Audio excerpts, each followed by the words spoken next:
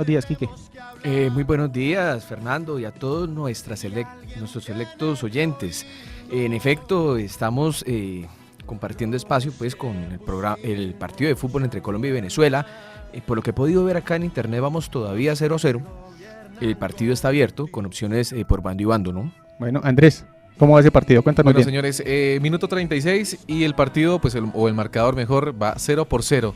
La selección de Colombia pues ha tenido varios opciones de gol, pero pues como siempre Venezuela nos ha obstaculizado estas opciones y nos complica el partido como siempre. Bueno, este partido queda para la historia. Es un partido interesante por la marcha, ¿no? Miremos que hoy hay una marcha muy interesante en Venezuela, que tiene que ver con asuntos democráticos para el presidente Maduro, para lo que se viene con su aprobación en últimas de su gestión, ¿no? Que se está mirando un referendo revocatorio. Andrés, ¿esta semana juega la selección otro partido o no? Este sería el único partido. No, creo que el martes o el miércoles juega su segundo partido, el segundo partido en esta fecha. Bueno, entonces estas 2 semanas son 2 semanas en diálogo con los temas políticos, los temas jurídicos, los temas sociales y culturales también de Colombia, y bueno, eso también entra a jugar, porque recuerden que en una época muy parecida a esta, que es finalizando los 80, principios de los 90, también la selección Colombia estaba en diálogo lo que hacía en la cancha con lo que estaba pasándole al país. Muy bien, Quique, ¿a quién vas a traer hoy? ¿A quién presentas hoy como invitado especial? Bueno, nuestra invitada de hoy es una mujer muy especial, que ha cumplido una labor social importantísima por el territorio del Magdalena Medio.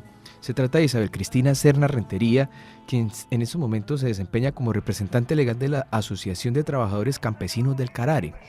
Usted se imaginará las problemáticas sociales que se presentan en ese sector del país, y la hemos traído acá para conversar sobre el proceso de paz, importantísimo. Bueno, muy bien, tenemos que precisar algo a toda la audiencia y a los oyentes, y es que en el programa pasado ya iniciamos la lectura y el análisis y el debate de los acuerdos de las 296 páginas. Arrancamos con las primeras 7, el preámbulo y la introducción.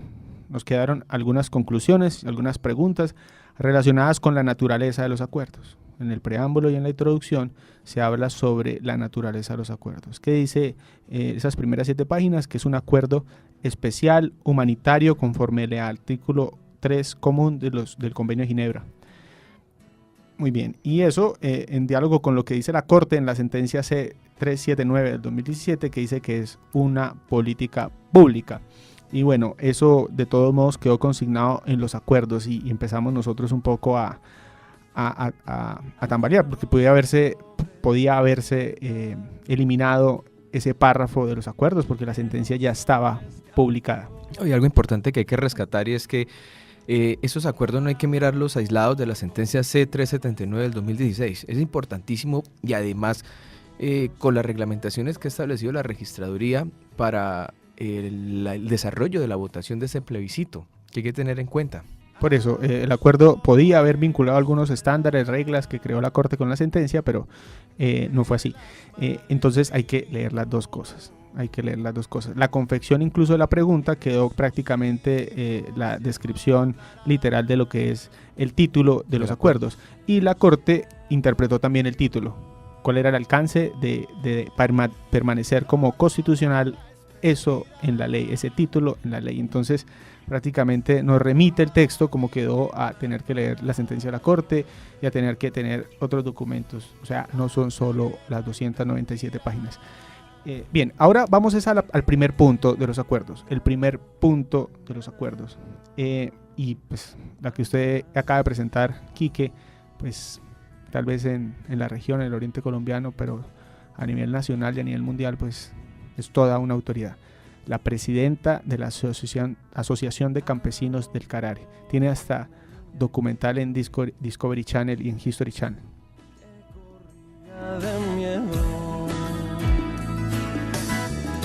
Y detrás vienen 100 y vienen 1000, vienen niños con sueños.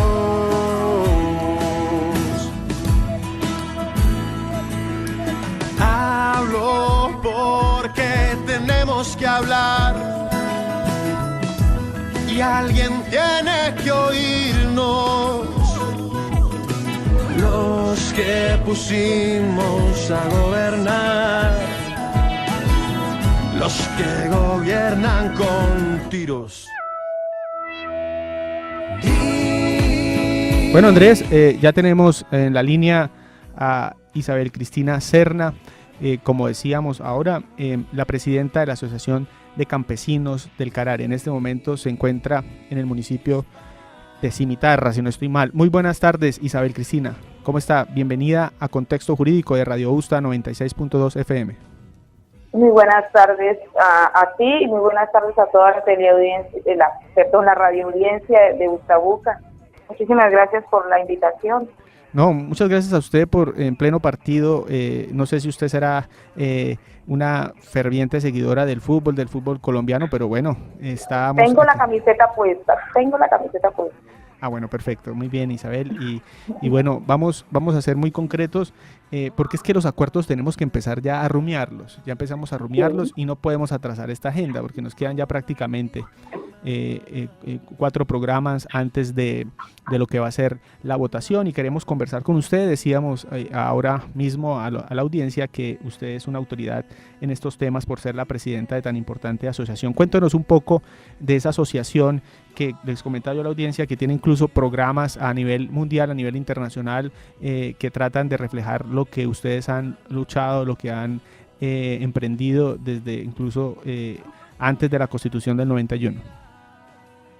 Bueno, la Asociación de Trabajadores Campesinos del Carare nace en el marco del conflicto armado interno que vivió el país comienzo de los años 80, donde la guerra en este país siempre ha sido la tenencia de la tierra, la permanencia en el territorio. Nace la Asociación de Trabajadores Campesinos del Carare con un proceso donde tanto las FARC como los campesinos se sientan a firmar un acuerdo de convivencia y paz en el territorio de Magdalena Medio santanderiano.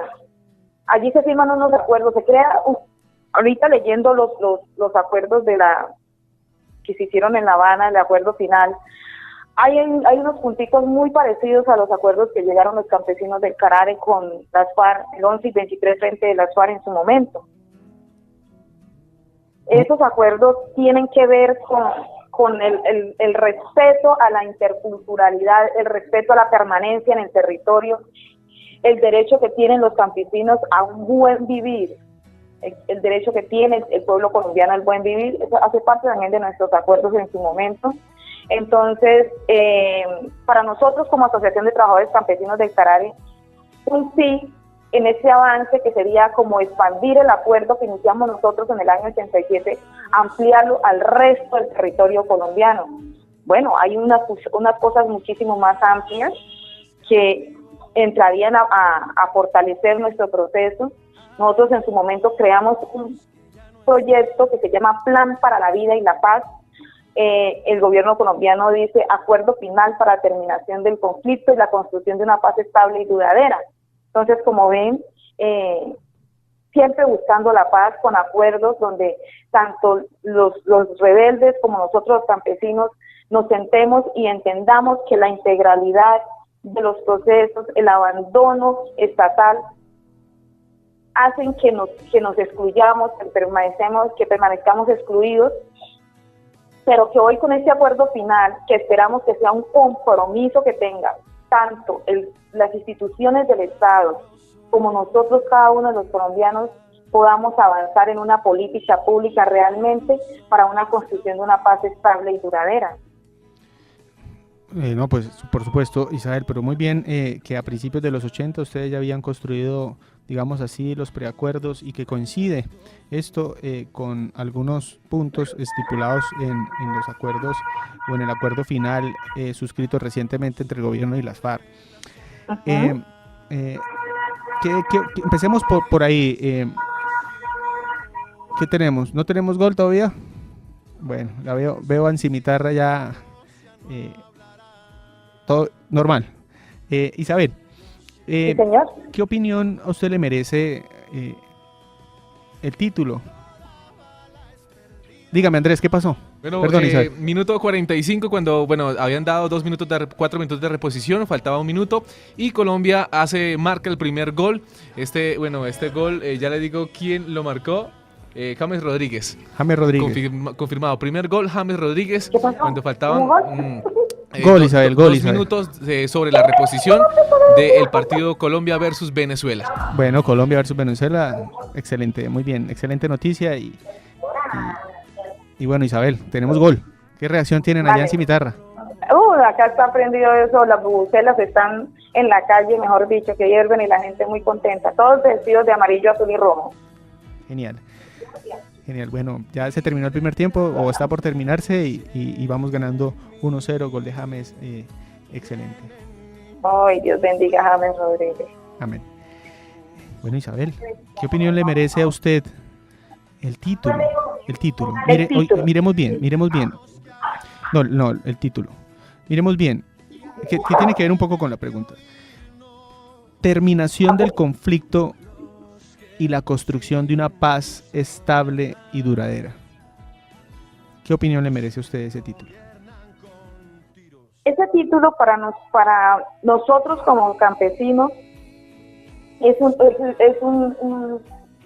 una esperanza. Nosotros los campesinos del Carare creemos que el enfrentamiento, ese conflicto que diario mantuvo tanto las... Se nos cayó la llamada.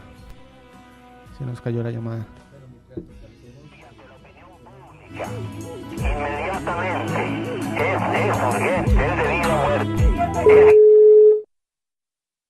Inmediatamente divulgue a la opinión pública eso para que el presidente dé la orden. Es que no podemos hablar con ellos y no hacer el fuego inmediatamente. Pues, que el presidente... Ya la tenemos al aire, Andrés. Isabel, se nos cayó la llamada. ¿Cómo está? Sí, Continúa. Bien, sí, señor. Continúe, Isabel. Estábamos en la respuesta a la pregunta. El acuerdo final, terminación del conflicto para la construcción de una paz estable y duradera. Ese título es un título que nos lleva a un gran reto, que es una construcción de una política de Estado que permita que realmente el pueblo colombiano salga del atraso y de la exclusión en la que ha vivido por tanto tiempo. Cuando nosotros creamos como ATCC el Plan para la Vida y la Paz, lo que se buscaba era la terminación del conflicto, porque nosotros creemos como campesinos que el conflicto en este país ha sido por el abandono estatal. No es tanto por el nacimiento de grupos al margen de la ley, sino por el acceso a verdaderas soluciones estables y duraderas y a la búsqueda de una vida digna a la que se merece todo el pueblo colombiano. Entonces, la terminación del conflicto lo que busca es que se acaben las guerrillas, y para nosotros sería muy importante que las guerrillas no siguieran más con la justificación de que están en esa lucha porque el Estado está abandonando a los campesinos. Cuando hicimos el acuerdo como ATC, lo que decían las guerrillas siempre nos justificaron fue eso. Nosotros surgimos como grupo armado porque el Estado colombiano los tiene a ustedes abandonados y nosotros venimos a sacarlos de esta miseria, cosa que no es cierta. Pero para nosotros eso es muy importante. Es un título que busca avanzar en la construcción de la paz. Perfecto. Isabel, no puedo pasar esta oportunidad y de pronto rompiendo el esquema del programa que tenemos, escuchando, digamos, su intervención respecto a la pregunta que hizo mi compañero acá, Fernando. Sí me gustaría conocer su opinión frente a las novedades que trae este punto agrario del acuerdo. En su criterio, ¿qué novedad trae el acuerdo de paz, cierto, o bueno, para la cesación del conflicto en materia agraria? Porque lo que yo leo, y es una impresión personal, es que todo está replicado o en la ley o en la Constitución o en el deber ser de una política pública, que yo digo, o sea, tenemos que llegar entonces a un acuerdo de cesación de conflicto con la FARC para que eso se vuelva norma jurídica en un futuro. Es decir, ¿hay alguna novedad acá que no se puede desarrollar en otra política pública o que no esté ya desarrollada en políticas públicas incumplidas y no desarrolladas por los gobiernos? Mira, en el tema agrario, yo creo que hay políticas públicas incumplidas por el gobierno nacional desde que se nació la ley segunda del 51. Recordemos que la ley segunda lo que buscaba era la conservación inicialmente del medio ambiente, lo que buscaba era la conservación de las grandes fuentes hídricas, y entonces pues eso era lo que decía el documento inicial, y la justificación del documento. Sí. Y es bastante, es interesante en esa medida, y aprovechando su valiosa asistencia en nuestro programa, doña Isabel, quisiéramos que nos compartiera alguna reflexión que tenga respecto a este punto agrario en lo que se viene a futuro para el posconflicto. ¿Cuál sería entonces esa riqueza o ese tesoro que tendríamos que valorar los colombianos de este acuerdo frente a políticas agrarias? ¿Y cuál sería entonces esa reflexión final frente a todo lo que abarca en temas agrarios el presente acuerdo? Mira, yo creo que nosotros como país, como nación, con una riqueza ambiental que tenemos, somos un país con unos pisos térmicos, mejor dicho, envidiables en cualquier parte del mundo. Sí, tenemos frío, caliente, medio, donde se cultiva de todo. En un país donde se le ha dado más importancia al avance y a la expansión ganadera, a los monocultivos. Yo creo que es importante que nosotros en Colombia se piense ahora con este acuerdo en convertirse en una despensa agrícola mundial. Nosotros tenemos con qué, y creo que si el gobierno nacional le pusiera más cuidado al tema ambiental y a la forma como se está haciendo la intervención ambiental en el país, creo que tendríamos la gran, esta sería la gran oportunidad, mejor diría yo, para demostrar la riqueza tan valiosa que tiene Colombia en temas ambientales. Tenemos ríos, fuentes hídricas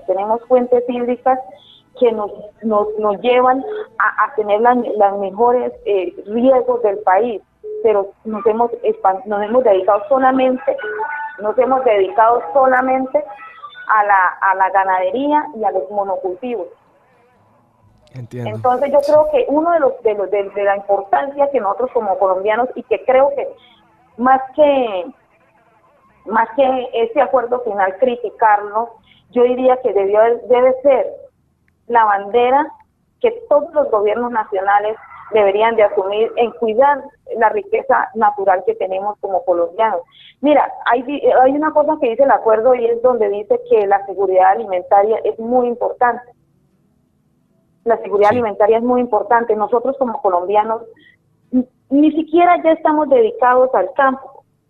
Tú ves que llegamos a algunos, digamos, tú vas a un departamento como el Caquetá, como el Guaviare, con tantas fuentes hídricas, con una riqueza ambiental tan bonita, y tú no encuentras cultivos de pan coger, donde todo hay que comprarlo.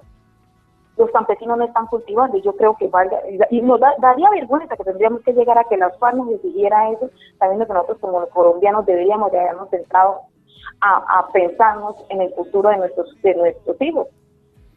Muy bien, Isabel. Isabel, esta reforma rural integral está compuesta por 3 grandes caracteres.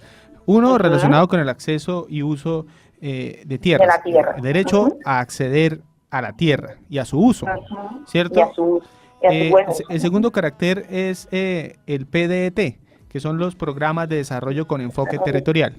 Programas de desarrollo con enfoque territorial.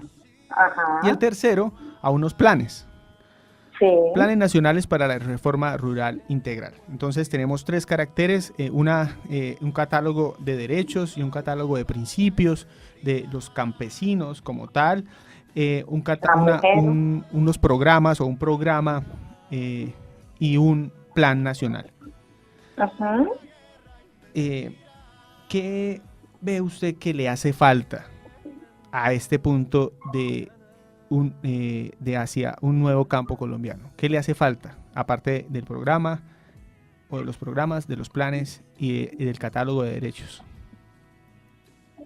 Yo creo que ahí lo que haría falta sería, sí, hay unos planes, hay unos programas, pero ¿dónde se crea la política pública que permita que esto se pueda bajar y se pueda convertir en una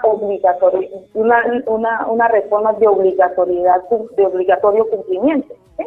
Si convertimos esto en una política pública que permita que las instituciones del Estado, alcaldías, gobernaciones, asuman eso como una obligación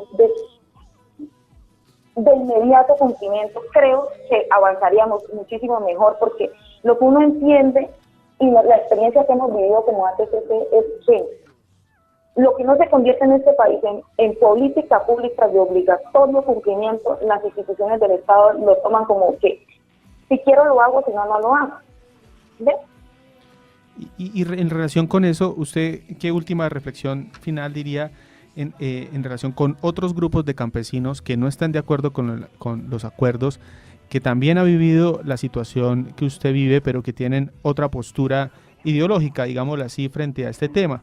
No en cuanto a temas no en cuanto a los grupos que tienen rezagos del conflicto armado, sino a grupos que simplemente, al igual que ustedes, sienten que lo que ha pasado es que el Estado no ha estado presente para desarrollar una política agraria.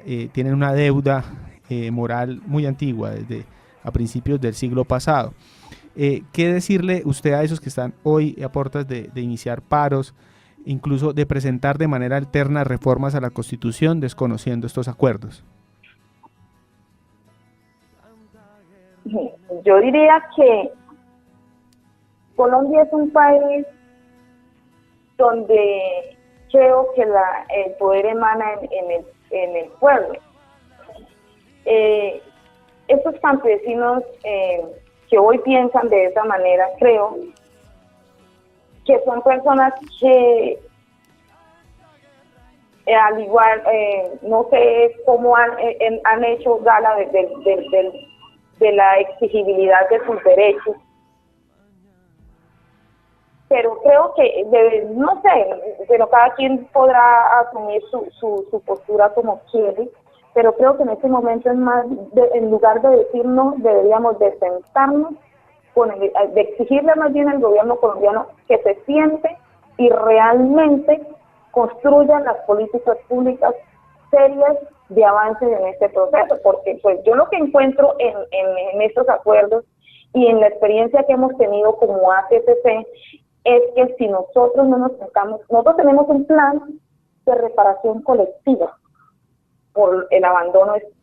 Cuando nacimos como ATCC, eso era una tierra de nadie, donde no habían vías, donde no habían escuelas, donde no habían colegios, donde no había presencia solamente del Ejército Nacional para repeler a las guerrillas.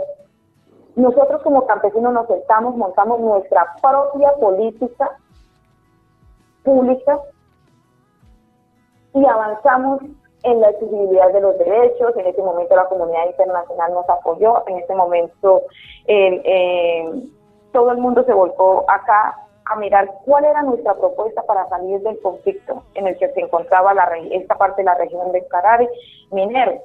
Bueno, Isabel, yo creo que sí, pero lo que uno ve, Isabel, y un poco para cerrar, es que ustedes no se sentaron o no los han llamado y no los llamaron para la redacción de este documento. Y su asociación es muy importante a nivel nacional y a nivel mundial. Como lo decíamos, iniciando este programa, tiene documentales importantes en canales internacionales de alto prestigio. Y eso es cierto. Pero ustedes no se sentaron ni los llamaron. ni siquiera en este momento para socializar el contenido de los acuerdos. Siguen estando autónomos, independientes y discrecionalmente se entiende que están leyendo y que están tratando de incorporar esto, y no hay una comunidad campesina unida en torno a lo que va a ser la implementación de estos acuerdos. Isabel, usted podría, si quiere, para finalizar, dejar un mensaje, una opinión, una reflexión a los ciudadanos que ahora nos escuchan en el intermedio del partido.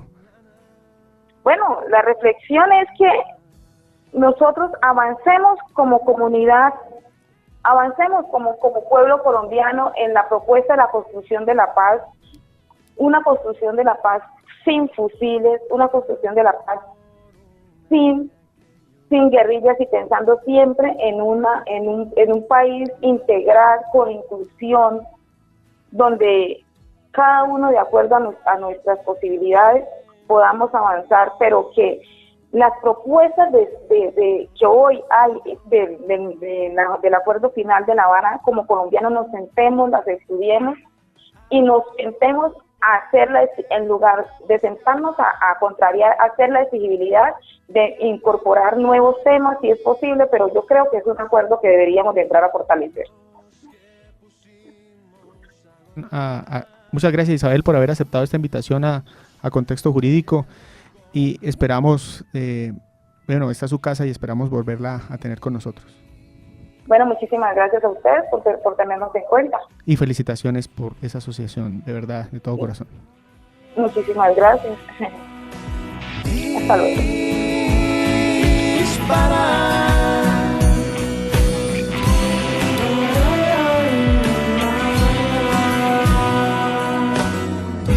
Y ante la opinión pública, inmediatamente, es urgente, es debido a muerte. Es indispensable que cese el fuego inmediatamente. Divulgue a la opinión pública eso para que el presidente dé la orden. Es que no podemos hablar con ellos y no cese el fuego inmediatamente. Pues que el presidente de la República dé finalmente la orden de que cese el fuego. Bueno, ya habiendo hablado con la presidenta de la Asociación de Campesinos del Carare y habiendo manifestado aquí en este programa su apoyo radical a pesar de todas las ausencias de diálogo con esta asociación por parte del gobierno nacional y con parte de la implementación o la socialización de estos acuerdos que ella misma manifiesta, ella sigue siendo optimista y sigue un poco respondiendo a lo que a principios de los 80, decía ella, han hecho, seguir avanzando a pesar de que el gobierno les incumple, no los invita, no los vincula y siguen estando marginados de la construcción de los acuerdos, dijo ella, marginados del debate sobre estos acuerdos con el gobierno nacional y de lo que van a ser los mecanismos de implementación. Y si ella está marginada, que es una representante a nivel nacional y, como lo decíamos, a nivel mundial, una representación de lo que es la paz o acuerdos de paz con grupos campesinos, porque ellos celebraron convenios, acuerdos con las FARC de contenidos de los 80 que están implantados en estos acuerdos. No es ser escéptico, pero pues uno se pregunta, si los riesgos son de implementación, ¿por qué no están vinculados los grupos campesinos? Se integran al programa el doctor Manuel Estupiñán y el doctor Samuel Escobar. Un saludo, doctor Manuel. Buenas tardes, Fernando. Muy grato estar acá con ustedes y un saludo especial al doctor que nos acompaña, al doctor Escobar. Doctor Escobar, ¿cómo está usted? Muy buena tarde. Sí, muy buenas tardes a ti, Fernando, y al doctor Manuel, y a todos los oyentes de la emisora de la Universidad Santo Tomás. Aquí está Quique también y está Andrés. Samuel, ¿dónde estás? Estoy en Villavicencio. Estás en Villavicencio, muy bien. Bueno, iniciemos un poco, Quique, 3 cosas en las cuales usted quiere que pongamos el acento aquí en este debate. No veo nada nuevo en los acuerdos frente al tema agrario.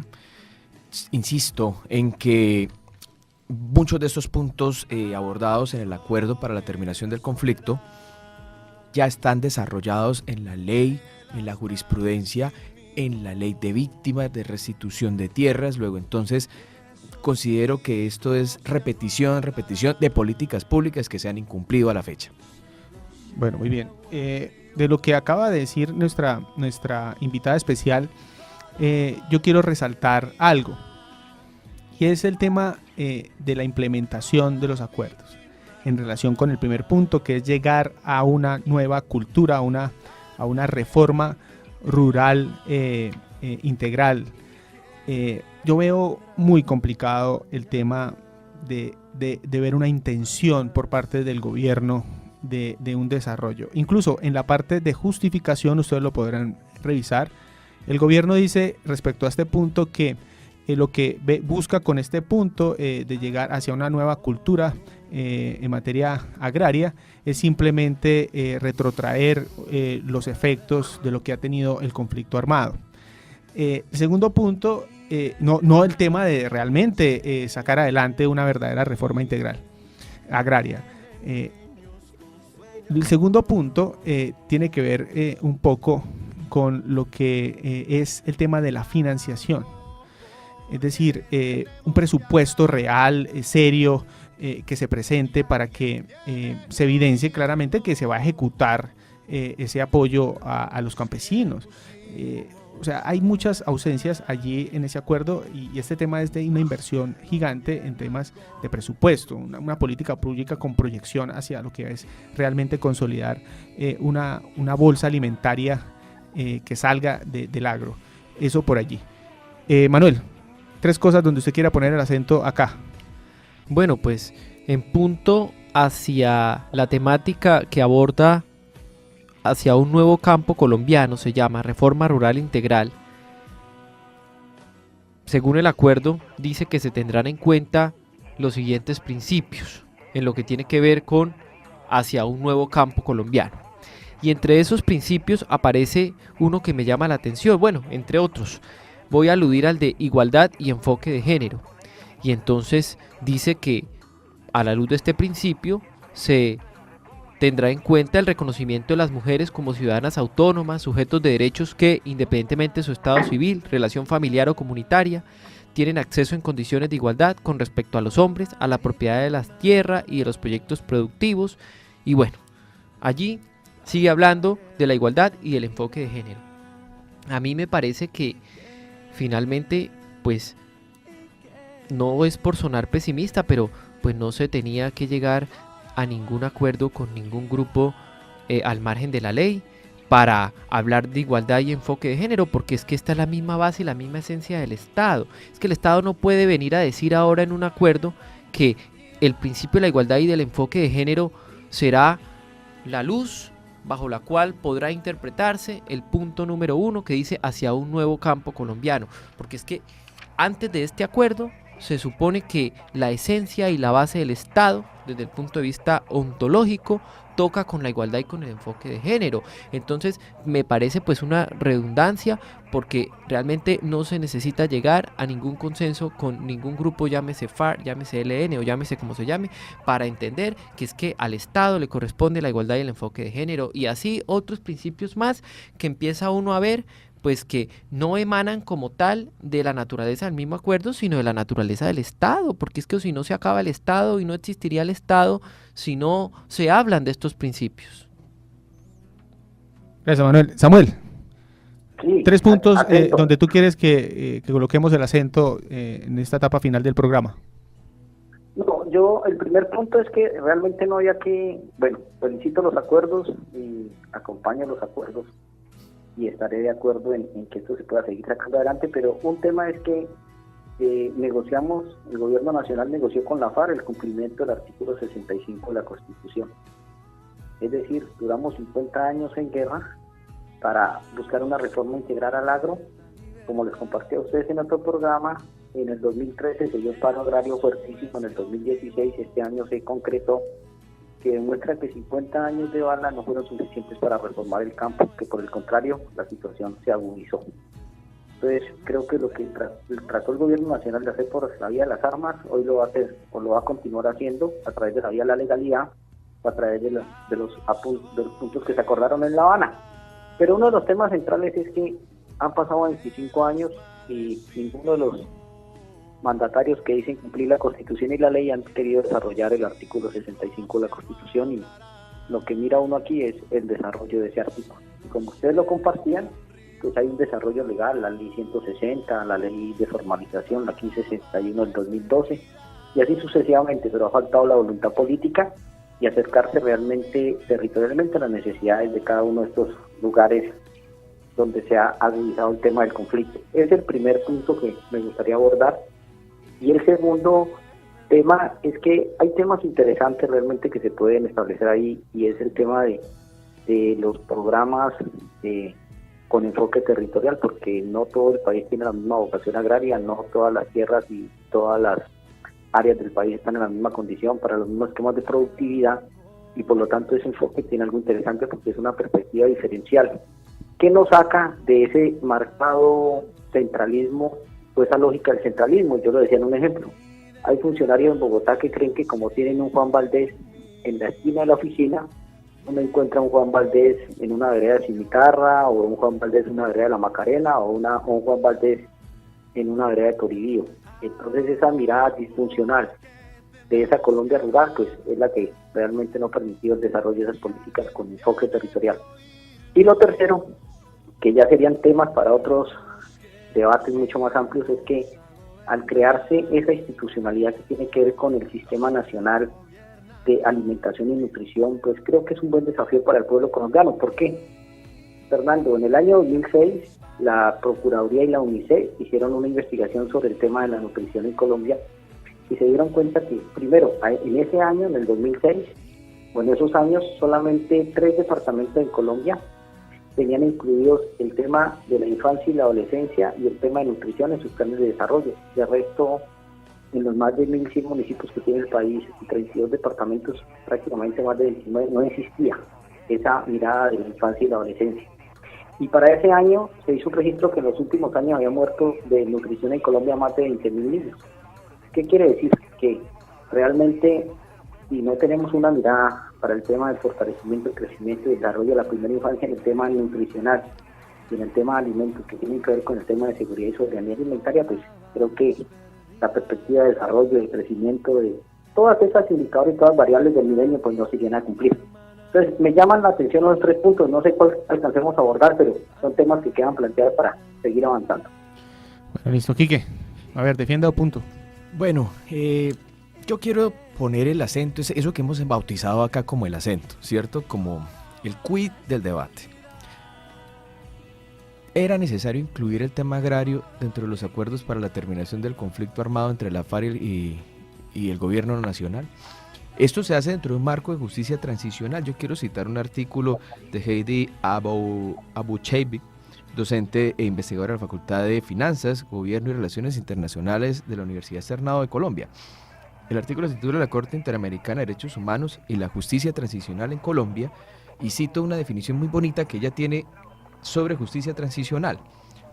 Abro comillas, la justicia transicional se entiende como las medidas excepcionales y transitorias desarrolladas por los estados para enfrentar graves violaciones de derechos humanos originadas en el marco de un conflicto o un estado de excepción. Cierro comillas.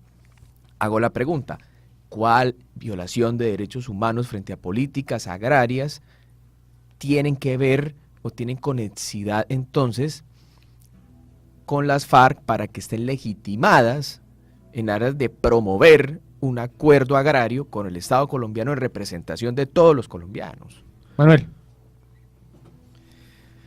Yo no le veo cabida con la justicia transicional. Es eso.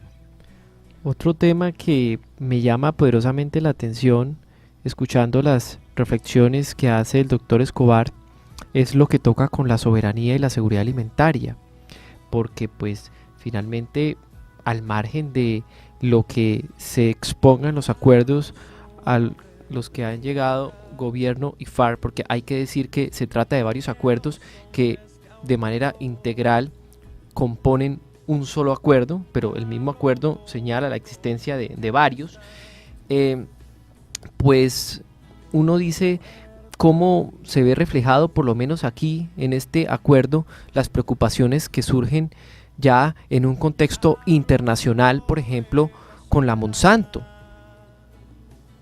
con estos debates que se han dado de las semillas que prácticamente hoy en día no germinan, no se pueden volver a sembrar, son estériles.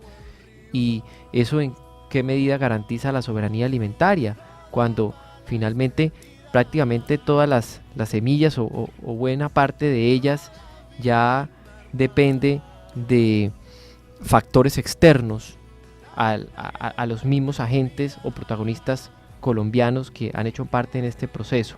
Este es un tema también interesante y esto es un tema que concita la reflexión, por supuesto. Bueno, yo diría un poco antes de Samuel lo siguiente. Mire, a mí lo que me preocupa, mire, aquí a todos, es que esto no se esté socializando con los campesinos. O sea, yo hoy hablo con Isabel en Cimitarra, una representante y una líder de una asociación de campesinos muy importante, y ella me dice que con ella no ha hablado nadie, incluso casi que tampoco la han entrevistado para estos temas. Y que es una muy buena oportunidad un poco para repasar y para mirar, y ella incluso advierte que veo cómo ve ella con extrañeza que muchas cosas de las que ella acordó en los 80 con las FARC quedaron plasmadas en esta primera parte. Entonces, a mí, yo pienso que puede ser una muy mala descripción de una política pública. Me parece que son 3 caracteres que componen una forma de recesión o de pasividad de un grupo que puede terminar exigiendo mucho más. Es un acuerdo normal, como lo fue la Constituyente del 91, donde se prometen muchas cosas, pero pues se sabe que pueden durar 10 años tratándose de ser desarrolladas. Muchas promesas en la Constitución quedaron diluidas, como esa democracia participativa y deliberativa. Hasta ahora estamos tratando de consolidarla, como ese conjunto de derechos de obligatorio cumplimiento que tal vez hasta este siglo podemos ver que realmente se están cumpliendo. Tenemos una sentencia absurda en el 2008 sobre que considera que ya la salud es un derecho fundamental. Entonces, es un conjunto de cosas, de derechos y de principios que todos conocen, que se sabe que son propios de una comunidad colectiva, y que necesita unos programas y unos planes, pero no son los grandes programas ni los grandes planes que necesita o que uno considera que lo podían haber sorprendido a uno. Es decir, uy, ¿qué programa ese de la RRI? ¿O qué plan de ejecución tan completo? No lo son y la promesa es, en el futuro vamos a crear las comisiones para el desarrollo y la implementación de lo que ustedes tienen. A mí me parece estar escuchando a Hobbes presentando sus premisas para constituir el ente ficticio del Leviatán. ¿Tú qué dices, Samuel? ¿Samuel? Sí, estoy aquí. ¿Me escuchan? Sí, estamos escuchando. Sí. Vale, yo creo que hay que mirar el escenario de 2 perspectivas, y yo lo decía la otra vez. Primero, para la guerra, como dice Diana Uribe, dejar de matar, ¿cierto? Y yo creo que bajo esa perspectiva, claro, lo otro puede mirarse desde un punto de vista crítico, que lógicamente en su momento lo dijo Víctor Hugo con la Constitución de Río Negro, 1863, muy bonita la Constitución, pero esto es para ángeles. Y yo creo que eso fue lo que salió de los acuerdos, y es para algunos desafortunados y para otros afortunados, pero triste que sea un actor armado ilegal el que le diga a los colombianos, oiga, tóquense con nuevos temas, hermano. Ya llevamos 25 años después de la Constitución, 50 años en guerra tratando de generar un ejercicio de equidad e inclusión social, especialmente la gente del campo y de los sectores más vulnerables, y no lo hemos hecho. Tenga que ser un actor armado que se lo recuerde al estamento y no a la sociedad, que tiene todas las herramientas para participar y decirle al estamento, señores, mire, cumplamos este artículo constitucional, cumplamos la ley 160, cumplamos el tema de los derechos territoriales de carácter colectivo para comunidades étnicas, como afros, indígenas, RON y todo eso. Creo que estamos en deuda como sociedad, independientemente de la posición o la postura política. Creo que hay criterios que deben unificar a la sociedad, que tienen que unirnos como sociedad, y realmente el campo es uno de ellos. Independientemente de sectores que estén afectados por la guerra, los que no están afectados por un tipo de conflicto armado entre unos que quieren tomarse o querían tomarse el poder del Estado, hoy están afectados por el tema de la minería. Grupos armados ilegales que no les interesa deslegitimar al Estado, pelear contra el Estado, simplemente tener un control territorial que les permita usufructuar los recursos naturales, y así sucesivamente. Entonces yo creo que hay que mirar la segunda perspectiva, Fernando y compañeros, que es la perspectiva de la paz positiva. La paz negativa es silenciar los fusiles, cerrar esa brecha de 50 años de guerra, bajo un principio o bajo una obligación constitucional. Si miramos el artículo 95 de la Constitución, dice los deberes sociales, y el colombiano que se dé cuenta que otro colombiano está en riesgo, su vida, su integridad personal, y no haga nada, pues dice que compromete parte de sus obligaciones con la sociedad y con el Estado. Yo creo que nos obligamos como sociedad, como población civil. Si un colombiano está en riesgo de ser reclutado para la guerra, un niño está en riesgo de volver a ser reclutado para la guerra, un soldado está en riesgo de caer en un campo minado, para la guerra como ejercicio de solidaridad social. Paz negativa. Y paz positiva es lo que está en los acuerdos, pero es también lo que está en la legislación, en los tratados y convenios internacionales, en otra serie de normas que se van a tener que complementar para avanzar.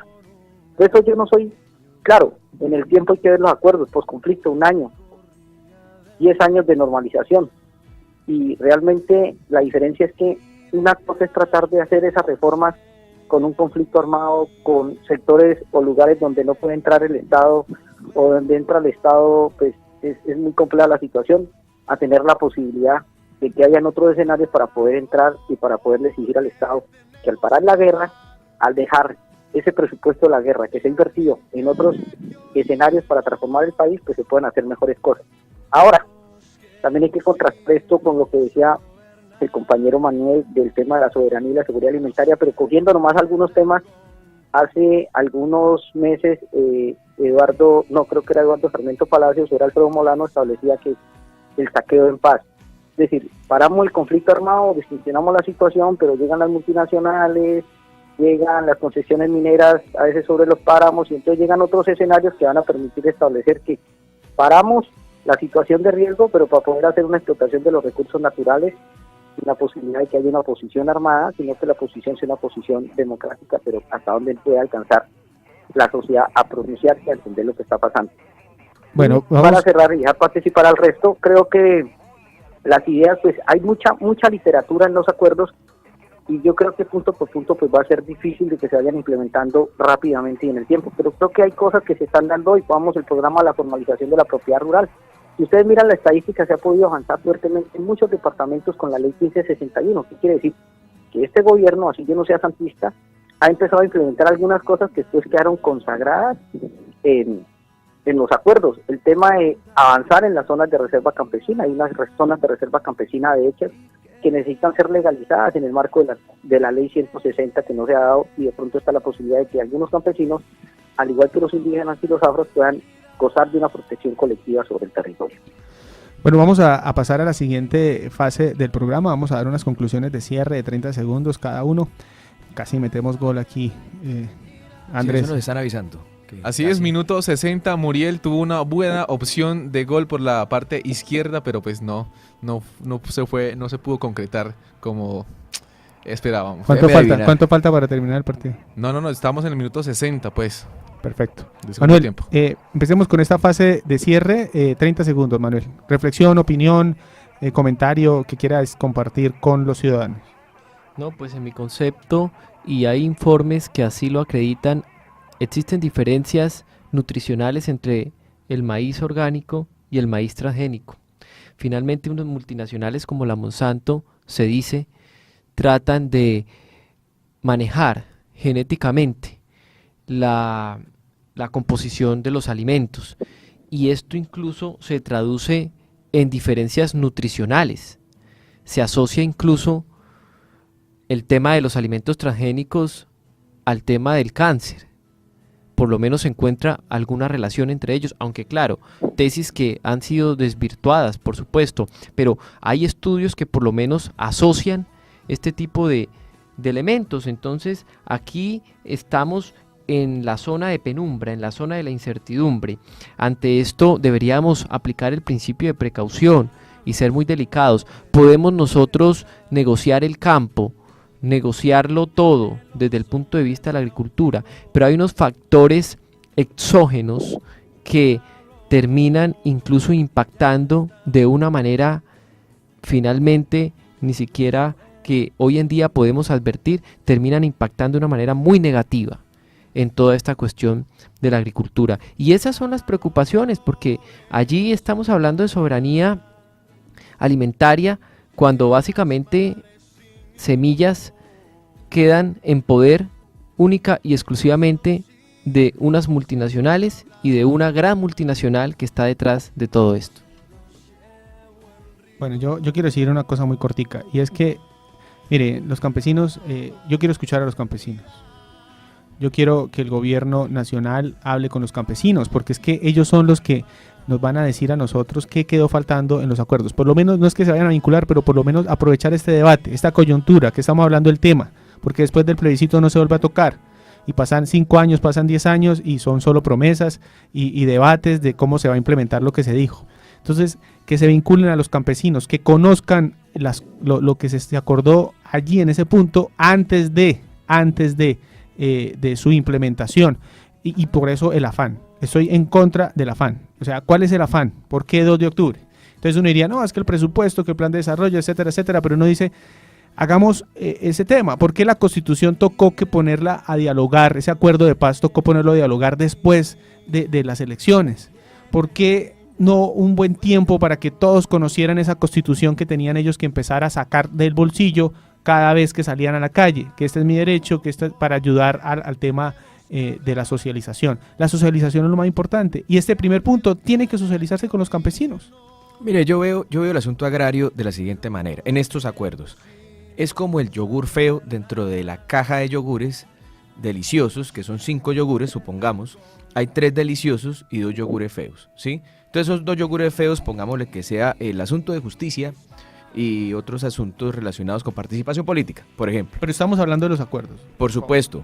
Estamos haciendo una analogía, y la analogía del agro, estamos hablando del agro. Por eso, y entonces el agro vendría siendo ese yogur delicioso dentro de la caja, donde si compramos todo el paquete, que esa es la votación del plebiscito, compramos todo el paquete con lo bueno y lo malo, ¿sí? Con ese yogur que no se vende y con los yogures que sí se venden. Con el vencido. Con el vencido. Entonces, este tema agrario lo veo como un excelente incentivo para el voto por el sí, pero yo digo, no tiene que ver con la justicia transicional ni con el conflicto armado suscitado entre la FARC y el gobierno nacional. Samuel, 30 segundos.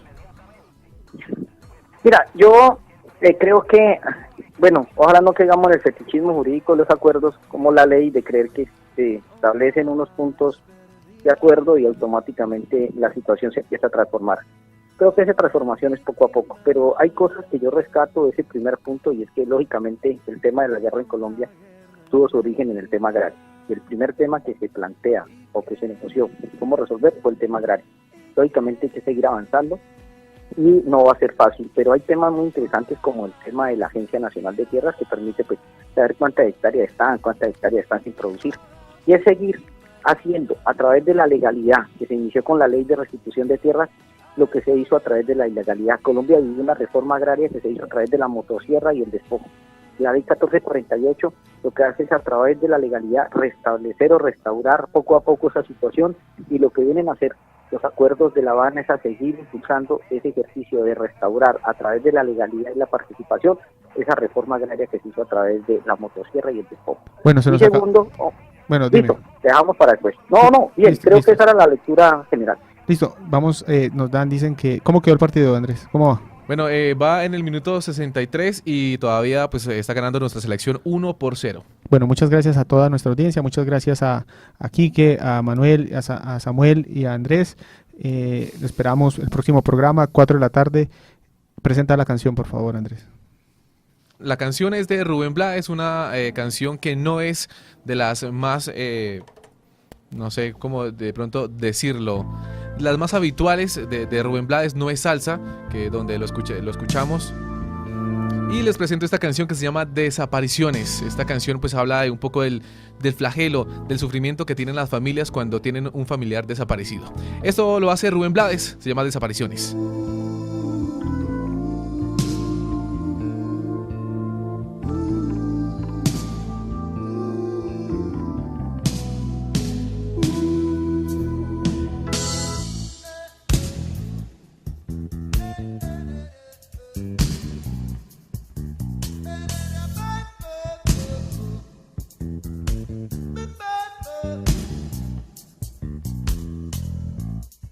Que alguien me diga Oiga, si ha visto a mi esposo, preguntaba la doña. Se llama Ernesto X, tiene 40 años. Trabaja en celador en un negocio de carros. Llevaba camisa oscura y pantalón claro. Salió anteanoche y no ha regresado. Y no sé ya qué pensar, pues esto antes no me había pasado.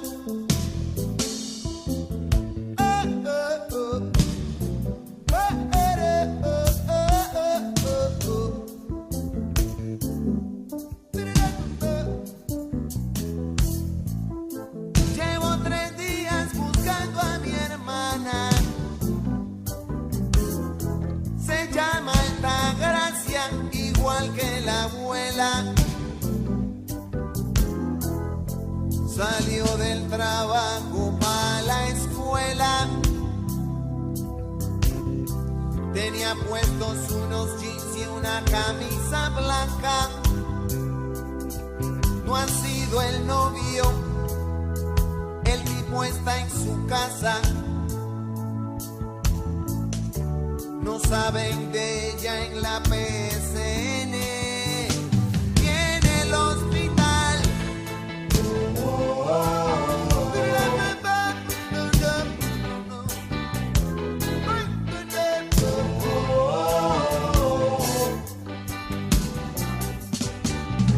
Que alguien me diga si ha visto a mi hijo. Es estudiante de premedicina. Se llama Agustín y es un buen muchacho. A veces es terco cuando opina. Lo han detenido, no sé qué fuerza. Pantalón blanco, camisa en rayas. Pasó anteayer.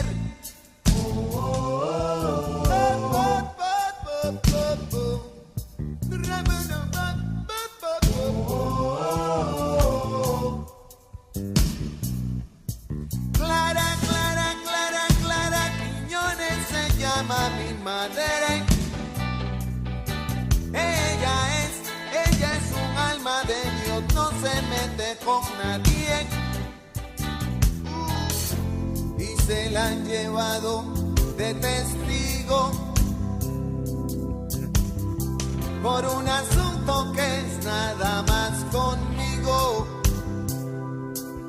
Y fui a entregarme hoy por la tarde. Y ahora di que no saben quién se la llevó del cuartel.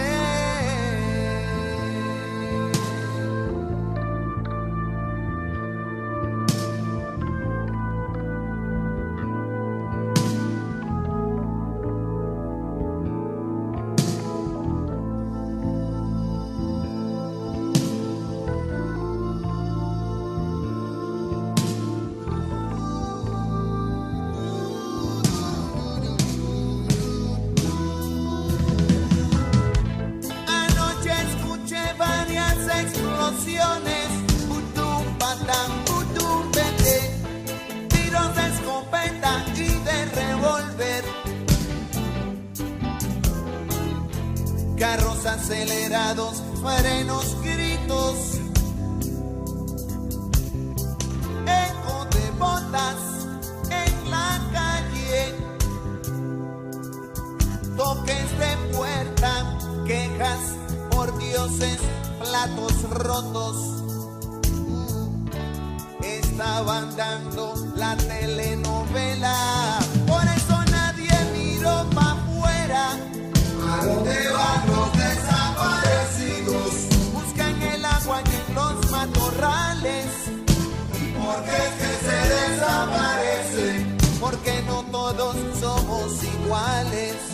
Y cuando vuelve el desaparecido, cada vez que nos trae el pensamiento, ¿cómo se llama el desaparecido? La emoción apretando por dentro. Oh, oh, oh.